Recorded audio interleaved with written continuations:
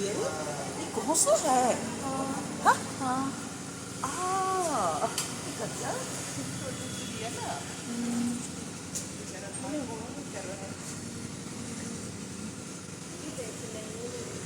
ऐसे ही रिसर्च करने वाला लोग कितना एक एक सेकेंड का ये करता है ना कि कभी लेगा कभी हटा देगा।